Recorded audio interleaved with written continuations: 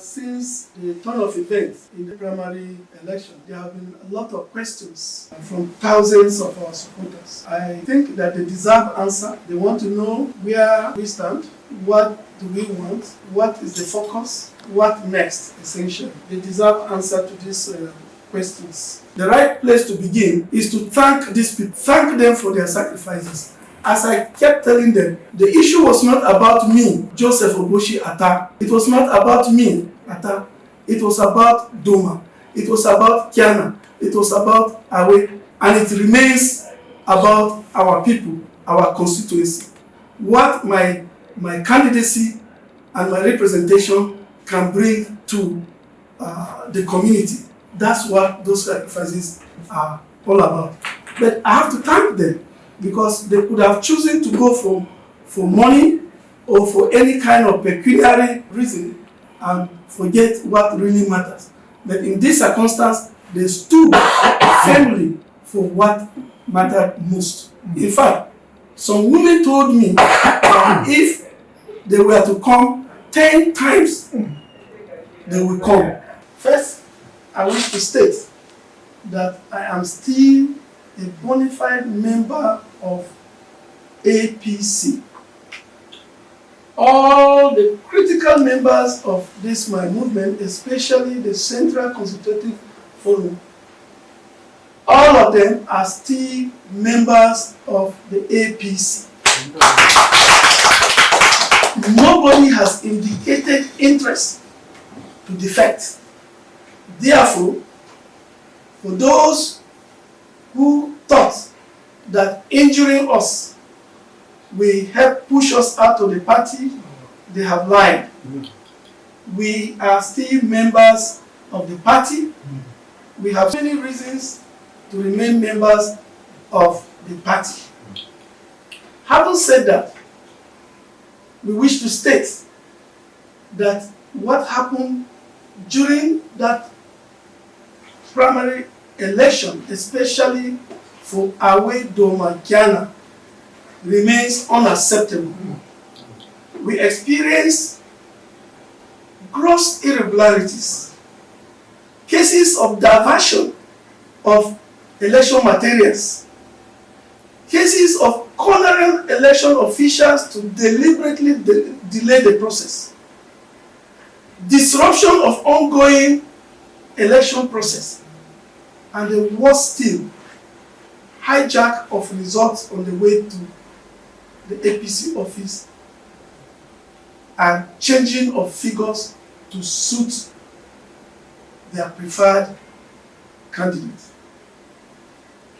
What happened has jolted the confidence of many of our supporters who are members of APC.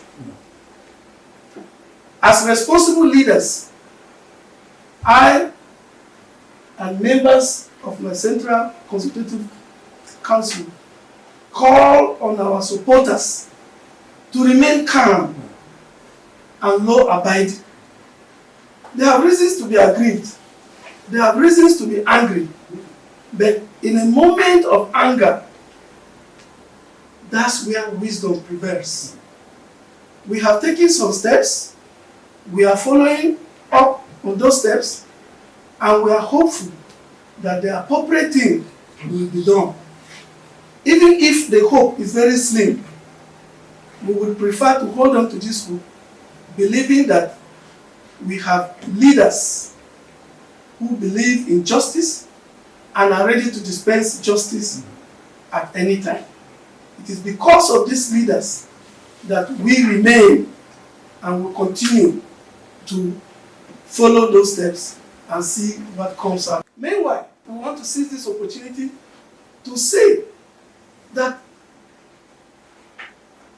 the wiping up of all sorts of sentiments, including religious sentiments, are not necessary. If it is about religion, I am a Christian. I grew up in a parish. I'm a parish boy. I am a knight of St. Maluma. And nobody who is a Christian, especially from the Catholic family without my contribution to the church. It is morally deficient to fight against a fellow Christian, to make sure that a fellow Christian loses, and to turn back and say Christians are being marginalized. So, at the end of the day, it's not about religion. It's not about sentiment. Sentiment don't win elections. People win elections. And those with good number of people will win election. And let it be clear, the thousands and growing number of supporters that I have is not a product of overnight political maneuvering. It is a product of consistent, long-time positive impact on the life of our people. Yes. Impact draws people to you. Let it be clear, especially to those who think that office power and privileges exist as tool of intimidation and provocation. We want to state that office power and privileges exist for the people. Without the people, office legitimacy ceases to exist. Useless.